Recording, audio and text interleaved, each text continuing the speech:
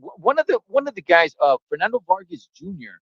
fought what 3 weeks ago, Yes. 2 weeks ago. Okay, he fought in Long Beach. You know who he fought against, David? He fought against my son's coworker. They work at FedEx. Really? Yes, Wow. That was a yes. you know what? That was a messed up fight, man. They shouldn't have stopped that fight.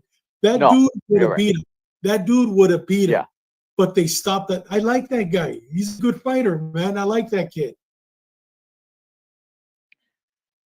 Órale, Cholo Truck, los tres chingones boxing. Shout out to all the chingones y chingonas. Oh yes, man. Hold on, let me. Spencer, I had the volume up over there a little too high. All right, man. We got a special one here tonight. Let me see. We got G Funky Tappy Nink. You're G Funky Andrew Martinez. You're JC. Okay, man. So back in December 14th of 2024, there was a fight. It was kind of drowned it out a little bit because there were so many other fights going on. But I did cover this fight. I did make a video about this fight. And we got my guest on here on Los Tres Chingones Boxing, El Lobito, one, Mr. Jesse Gonzales. Hi, how's it going? Thanks for having me. Hey, big dog, gracias, man, for making the time to jump on here, brother. How you feeling? Uh, I feel good, motivated, and continuing to be in the boxing gym, continuing to work, just keep giving it up my all every day. All right, so just to make it clear, you don't work at FedEx anymore. No, right now I'm working on the side with my friend. He has his own business, so I'm helping him out with his business, and then just training the majority of the time when I can. Okay, okay, because I was over here. I was just like, yeah, man, he works at FedEx. He's the Fed, and then people started calling you the FedEx guy and the Oh FedEx yeah, I saw guy, that and it's in the comments. but yeah, so you don't work at FedEx, and you didn't work at Yeah, FedEx for about a month before the fight. Is that right? yeah, I was working at FedEx for like a month before the fight. Okay. I didn't even know I was fighting. Um, I got back into so like go back maybe like a couple months before that to the last fight. I fought I fought another undefeated fighter and it was where was it? It was in Chumash Casino. Um, I fought a dude that was 8-0, Jorge Maravilo. He won by decision and after the fight because I was training in Orange County at that time and I live in Riverside. So Mm-hmm. my car got messed up driving every day going back and forth from here to Orange County.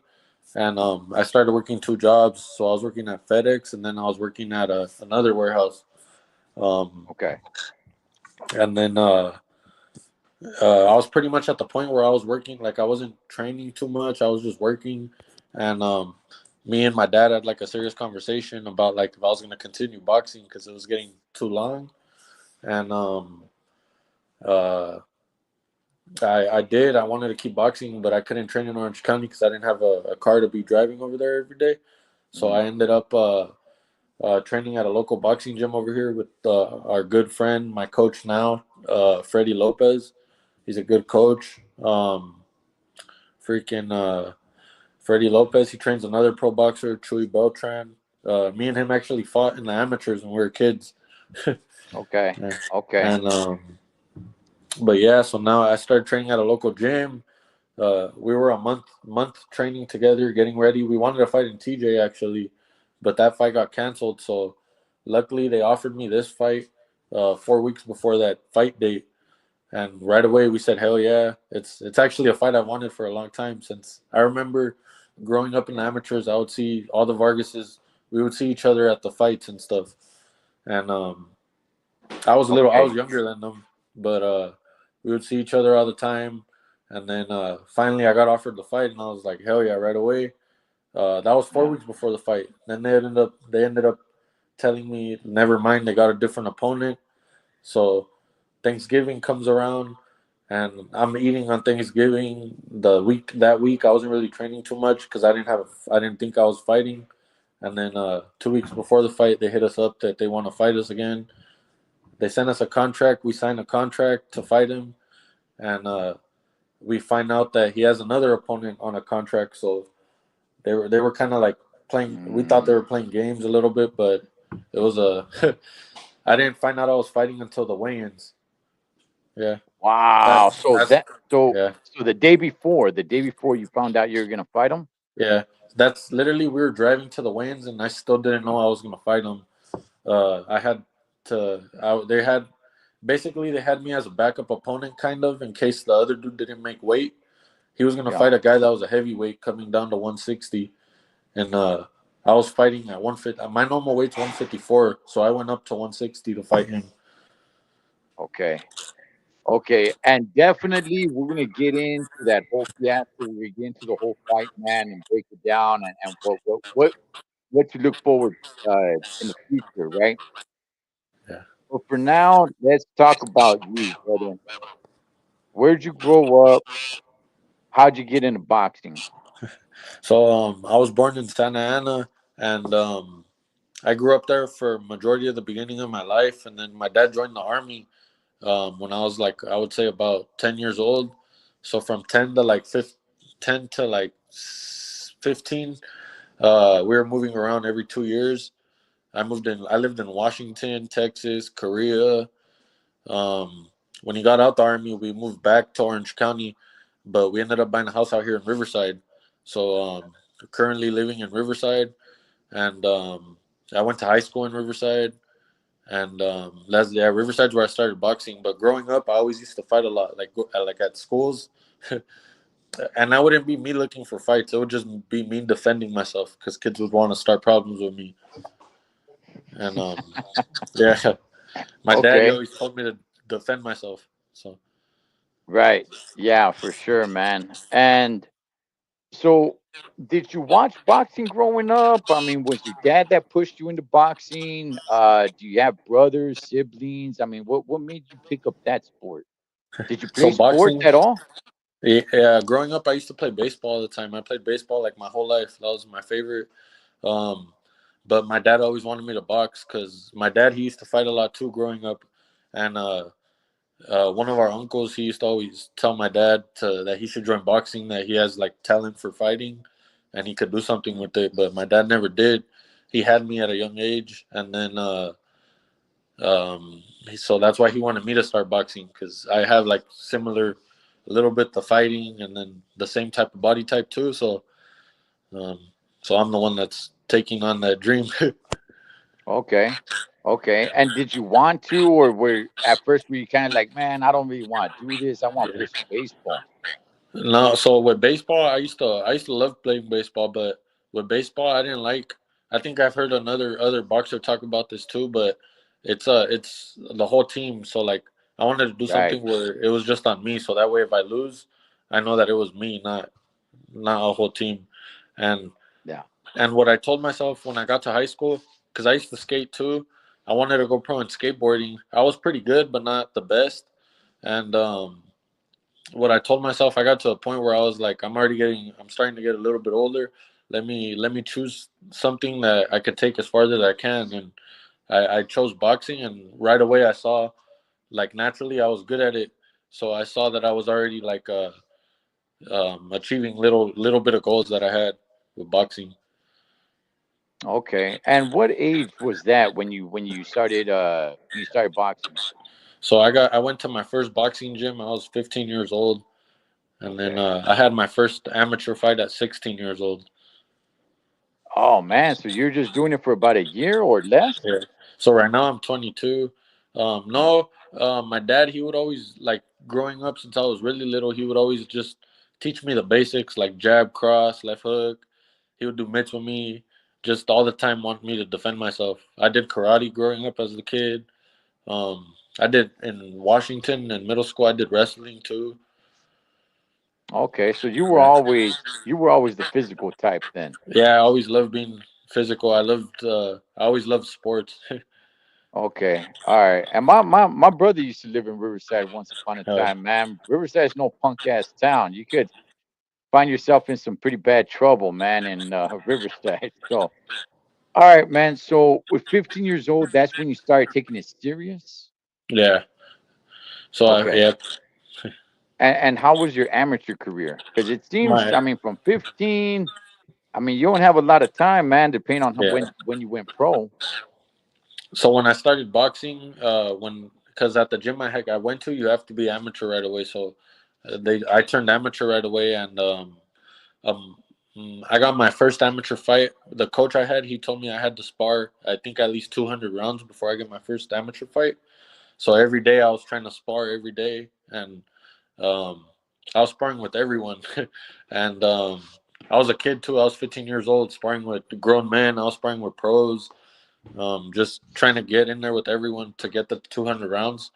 And my first amateur fight, I ended up sparring with a kid that I had beef with at school that was also a boxer, and I got a TKO in the first round. There you go. But There you go. I ended Okay. up having 26 amateur fights. I Mm. had like 18 wins and I think 6 losses. And my last six, like my last 6 amateur fights, I had like almost consecutive knockouts back to back to back, like knockouts and technical knockouts. Um, just my last amateur fight, we went to Louisiana, and I fought at a national tournament. I moved up in weight to 165, and I fought another dude. He was a southpaw. He was super tall, but I was like, fuck it, and he won by decision, but it was good. So after that, we decided to turn pro. How old were you with your for your last amateur fight? My last amateur fight, I was I believe 17, no, like 18 or 17 years old. Okay. Okay. Yeah, man, because 26 amateur fights, that's really not a lot, man. Yeah, A lot of fighters go 80, 100. I yeah, mean, heck, man, some of those Eastern European dudes and Cuban guys go like their whole, you know, boxing careers. But a lot of guys like to have somewhere around 100 amateur fights, man. But going pro, did you feel like, hey, I'm ready? yeah. So in the amateurs, I would fight everyone. I didn't care who. Like all the guys with the big amount of fights.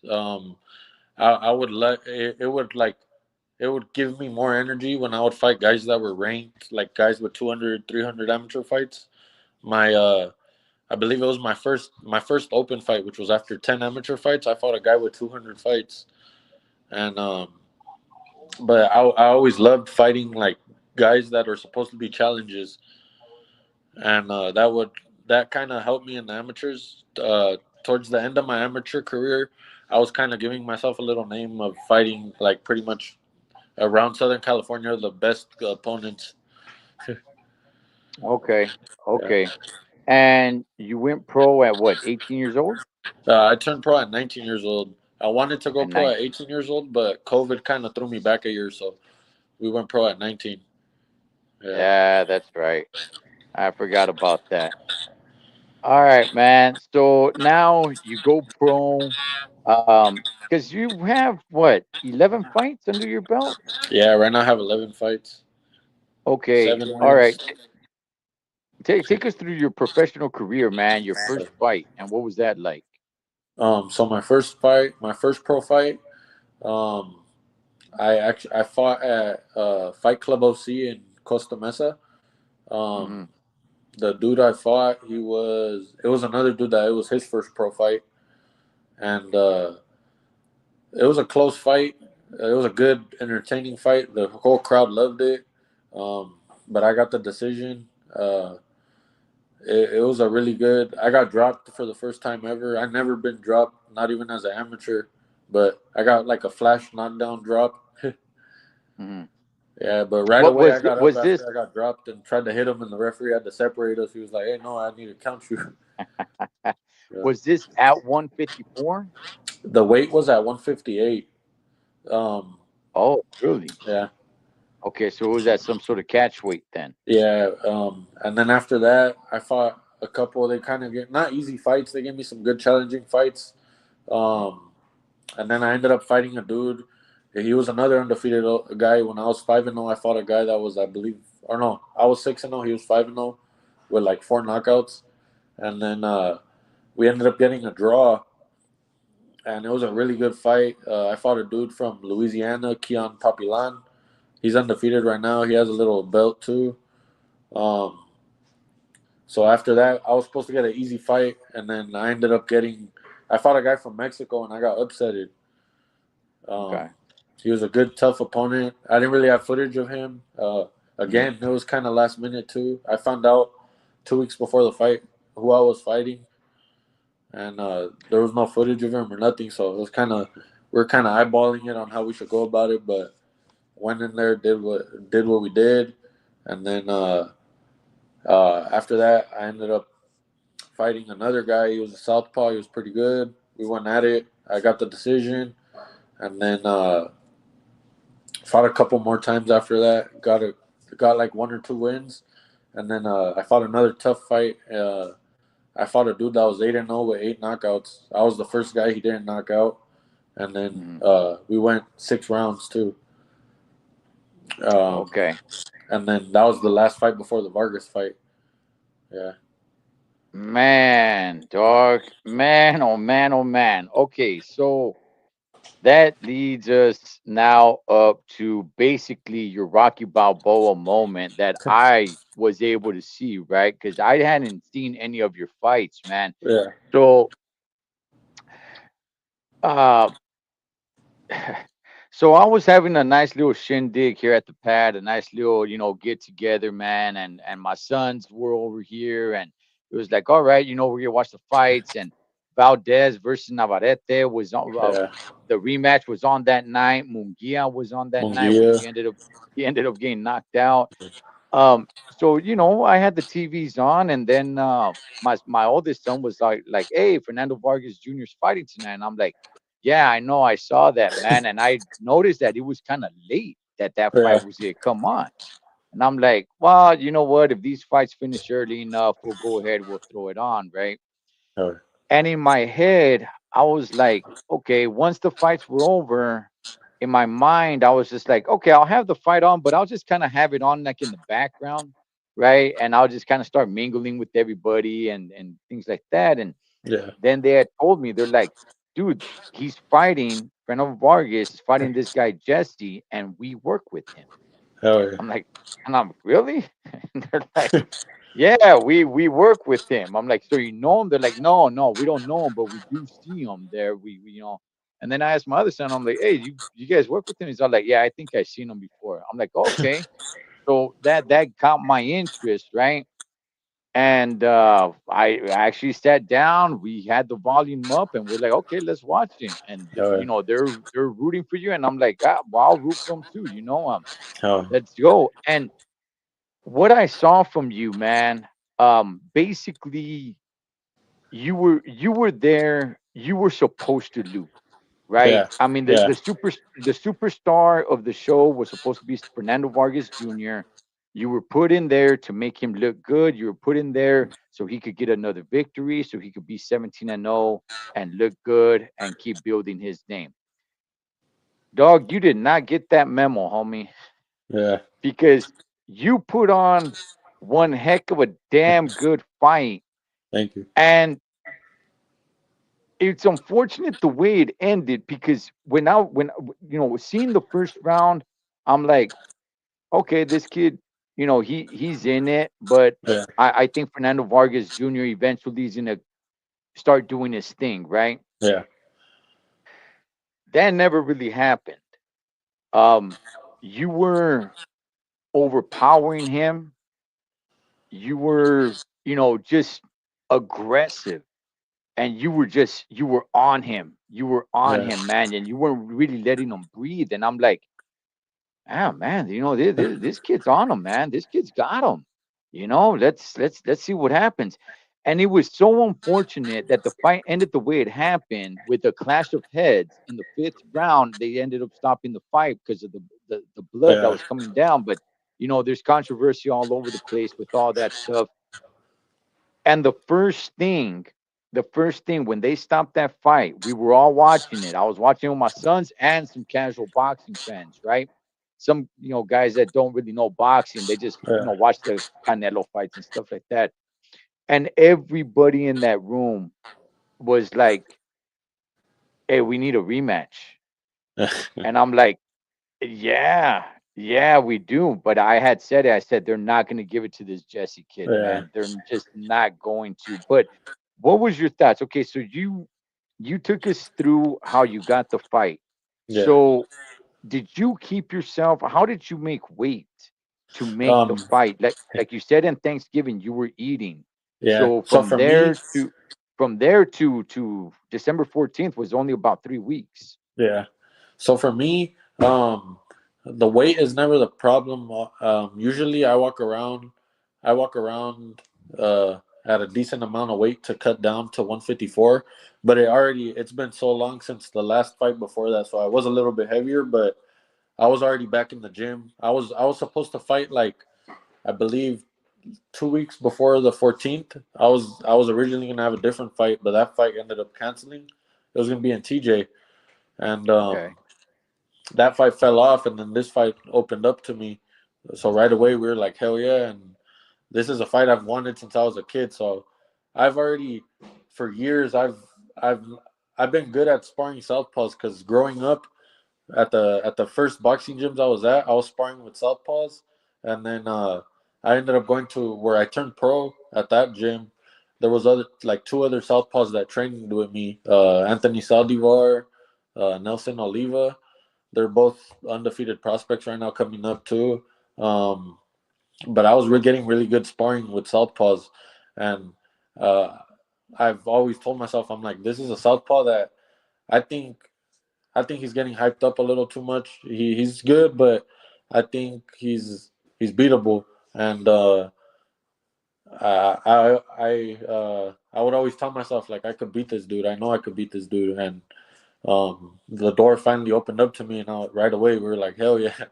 Literally Uh, after the fight, I thought I won, and I was gonna cry almost. Like my eyes were starting to tear up. Or when they offered me the fight, my eyes almost got mhm. teared up a little bit because I was so happy. Okay, Yeah. explain that to us, man. You saying you wanted this fight since you were a kid. So going back to the amateurs, do you have a history with the Vargas? No, we don't have a history. Just I we used to see each other all the time in the amateurs. There was no bad blood ever, nothing. Um, we were almost gonna spar one time, but he ended up canceling, and he went to a different gym. But since then, no, we did like no contact with each other, nothing. Maybe every now and then we'll see each other somewhere random, but no. And then when we got offered the fight right away, I wanted it. But for me, Okay. um, it's because I know there's a lot of fighters that they have good. They're like 15-0 with 15 knockouts. I Yeah. know that a lot of them they get built up, which is also good. But I know a lot of them that are getting built up. They're not fighting guys that are good. Well, you can't say not Yeah. good, but they're not. They're getting the record padded, like fixed up. Yes. So Yes. I knew the guys. Yeah. Like literally, I looked at his last fights on YouTube. The guys he fought, I don't. They weren't like they didn't look like boxers. Um, Yeah, no, I look, I'm with you 100%, man. I mean, a lot of the guys, they pad their records all the way to they hit like 30 fights or at least yeah. 25 fights before they really start testing the waters. Heck, uh, you know, Jaime Munguia, shouts to Munguia, but Yeah, dog, he went to like 37 fights or something like that without fighting anybody. Chavez yeah, Jr. fought. Heck, I don't know how many fights, man, yeah, before you actually stepped in there with somebody, close to like 40 fights or something, you know? yeah, So, yeah, there's definitely dudes that pad their records, man, just so they could look like, oh, man, I got so many knockouts. I got so many wins. I'm undefeated. But in reality, man, they just fought a bunch of tomato cans, you know? So, um, till they till they yeah, stepped in there with some real competition, man. And there's fighters like that today. But, all right. So, look, in my honest opinion, man, I'm not so sure if you won the fight, and I'm not so yeah, sure if he won the fight. What I was sure of is that the longer the fight was going, it looked like you were taking over. So we didn't get to see how that would have really ended. So was there anything in the fight? Did he hurt you at all? Did you feel the sting of his punches? I mean, you seemed like you were yeah. overwhelming him.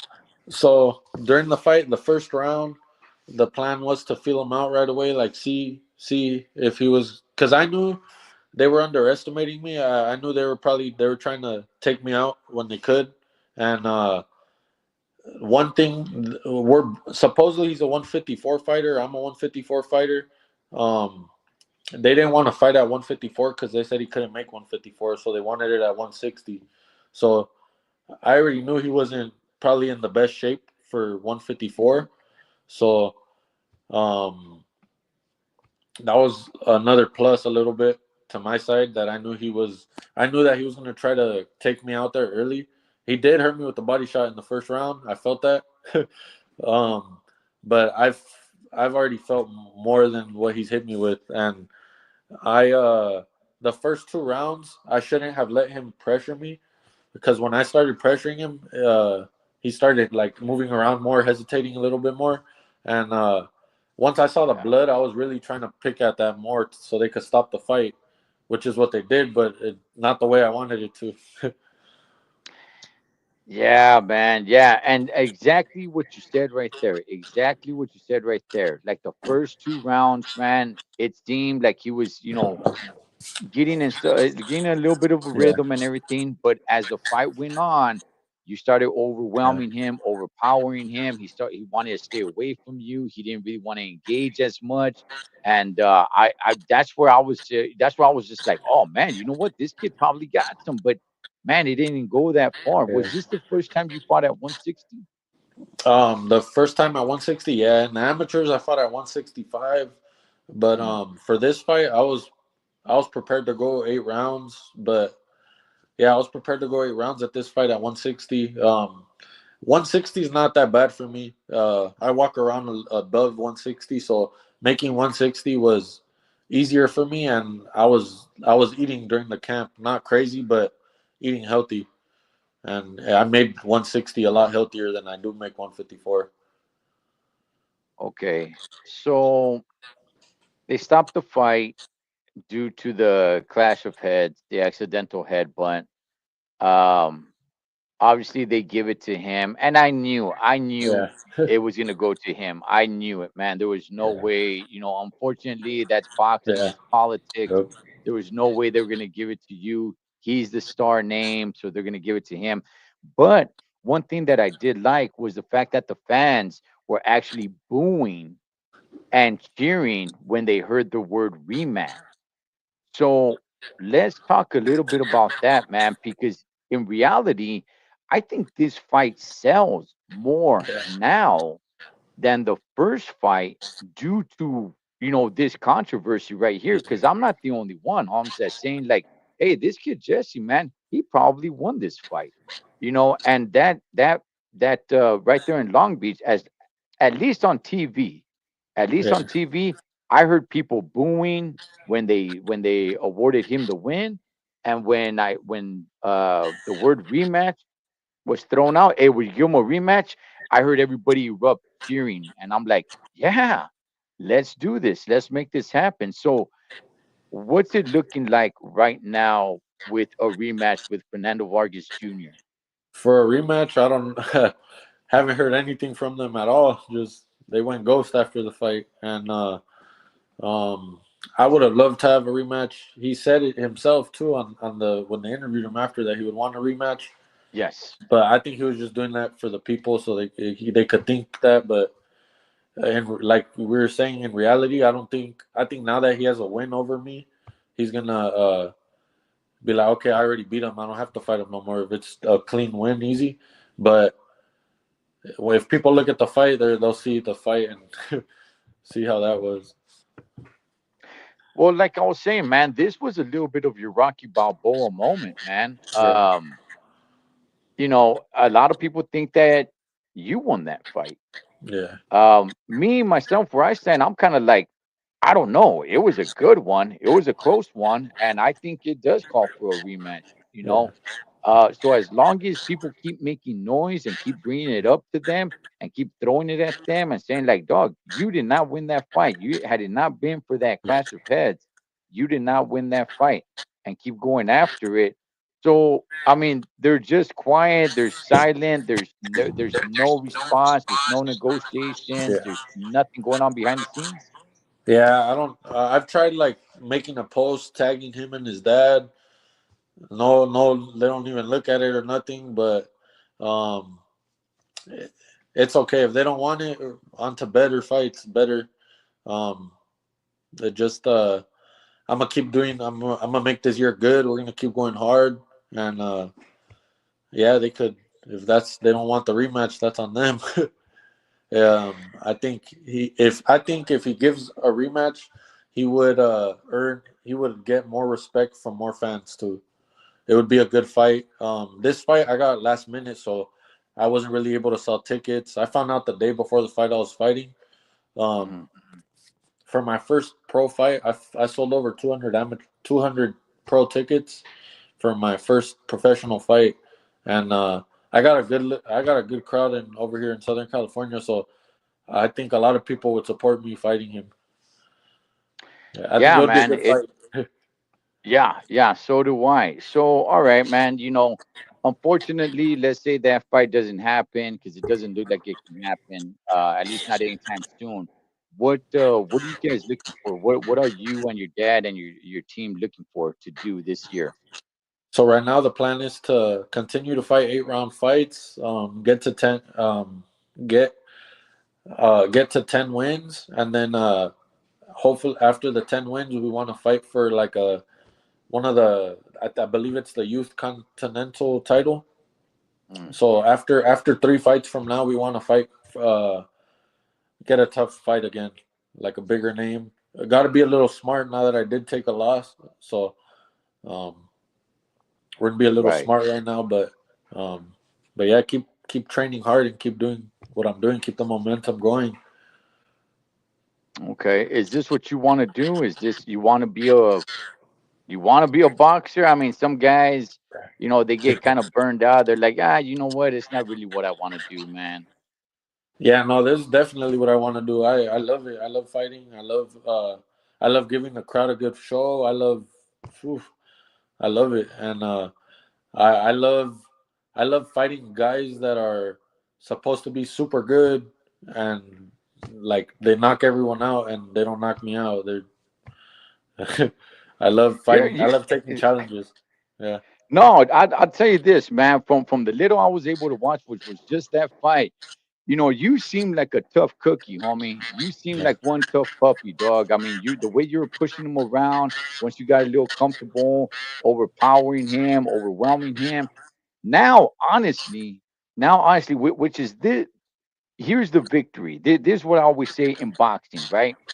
The victory is not always do you win the fight. The yeah, victory is do people want to see you again, yeah, right? There's fighters that have quite a few losses, but when they fight, people tune in.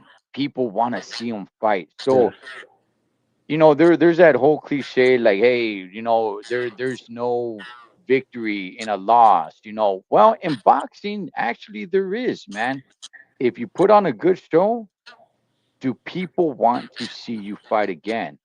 And in that loss, which I'm not even really so sure you lost, man, I would love to see, man, I would love to see a rematch on serio. I would love to see that rematch. Hopefully, one day it does happen. Maybe it doesn't happen next, but if you keep at it, hopefully yeah. it does happen. But one thing that you did do, Jesse, one thing that you did do, Holmes, you made people want to see you fight again, whether it's against him or just your next fight. And that's a victory right there because now people are like, okay, who's this Jesse Gonzalez kid? I want to see his next fight now. And that right there is gonna pick up some steam and momentum, man. So I'm really rooting for you, man. Thank you. Um, how many times you looking to fight this year? If you This had it year, your way. this year we would want to fight about 5 times, 4 to 5 times this year. Um, we ended the year good, but this year we have another plan. The plan is right now to get to 10 wins, and then after that, fight for a little title, like the Continental the youth title, and then keep it going from there to the bigger titles. Okay. Okay, man. Well, and you want to do this at 154 or 160? 154, 154 is my weight. If my body gets bigger when I get a little older, then 160 for sure. But 154 is my weight class. Okay. All right. So you got 11 fights right now, correct? So at the end of the year, you're hoping to have what, 14 fights? Yep, 14 Okay. wins. That's right, man. Go out there and get it, big dog. Go out there and get it, man. Well, listen, Jesse, I want to be in touch, man. I want to know about your next fight. Um, like I said, unfortunately, this fight with Fernando Vargas Jr., it didn't go your way, even though in the ring it looked like it went your way. But there was other fights going on, man. I didn't hear a lot of people talk about it. Actually, I heard people watch it afterwards once the whole controversy started coming up, and they're telling me like, "Hey, you're right, man. This Jesse dude, I think he Yeah, probably won that fight at the fight continues." So all I'm gonna say is to anybody who watches this, anybody who's watching this live or watches this on the archives, it is our job to put the pressure on the fight that we want to see. So it's our job to put the pressure on the Vargas camp to give Jesse the rematch, which I think you rightfully deserve, man. Um, it was jacked up how it stopped. But outside of that, Jesse, it's your job just to continue your career, homie, just to continue. And let us know, man. Let us know when you're gonna be fighting, and we'll definitely promote the heck out of it, man. Because man, what you showed in there in that ring, I definitely want to see the next fight, man. And if it's gonna be anywhere local, I'll be there, big dog. But with that, brother, any last words, man? Any last shout outs, message, anything that you want to say to the Vargas camp? Anything, brother. The floor yeah. is yours, carnal. Yeah, I want to give you a big thank you. Thank you so much for having me on your platform. I want to give a big thank you to all the people that took time out of their day to come watch this right now and showed love. Thank you to everyone supporting me since I was a kid till now. Um, and yeah, to the Vargas team, I would love to run it. Um, yeah, yeah, let's run it. That's all I have to say. Hey, that's on us. That's on the fans, man, to put the pressure on the Vargas camp, man. So hopefully, if it's not right away, hopefully maybe in a year from now, you're doing your thing, they're doing their thing, and you guys meet up again, Yeah, and it could be a bigger fight, man. I hell yeah. would love to see that rematch, man. But with that, Jesse, hey, gracias so much for your time, brother. Good luck, and I'll be Thank in you so much. contact, Carnal. Hell yeah. Thank you. Have a good night. Too.